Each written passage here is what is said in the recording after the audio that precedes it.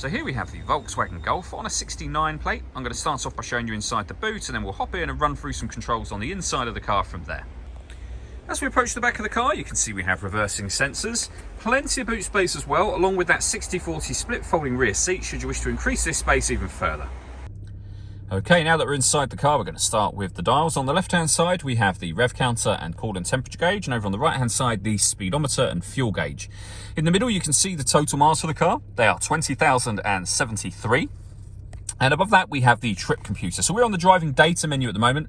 So various bits of trip computer, fuel economy, information, and also that digital readout for the speedometer as well. There are other menus available, however, and you can see me cycling through those as we speak.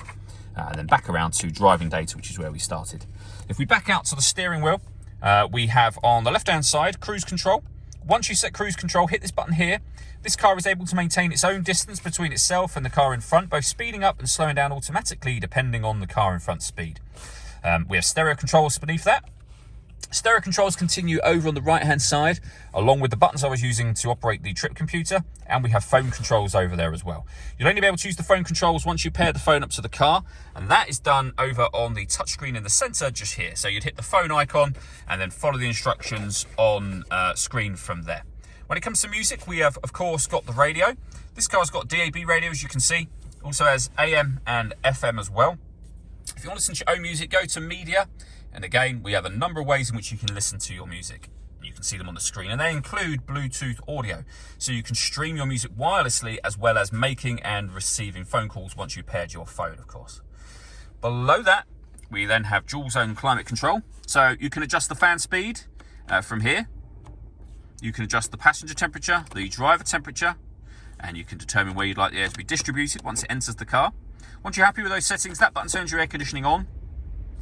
Same button again to turn it off, or you can hit auto. The car will now maintain the temperatures that you've asked for by taking full control of the fan speed and direction of the air for you. Any manual adjustment will take auto off straight away and allow you to put it back on your own settings. We also have a heated driver's seat with 3 heat settings, and the same over there for the passenger side as well. We have some storage just here, and inside there you'll find the USB input. We have a 6-speed manual gearbox, and then these buttons here. Starting with that one. That one turns your parking sensors on and off. This one turns off the stop and start. This car is designed to cut out when it's stationary in traffic to save you fuel. And above that, you can change the driving mode of the car. So you can put the car in eco, individual, sport, individual over here, sorry. So eco, normal, sport, or individual. And under individual, you can customize these settings yourself. So for example, you might want the steering to be in sport and everything else to be normal. You could do that if you wanted to. All that leaves me to say is thank you for taking the time to watch this video. If you'd like to come and see the car in person and have a test drive, please feel free to call either of our MJA sites. We'd love to hear from you soon.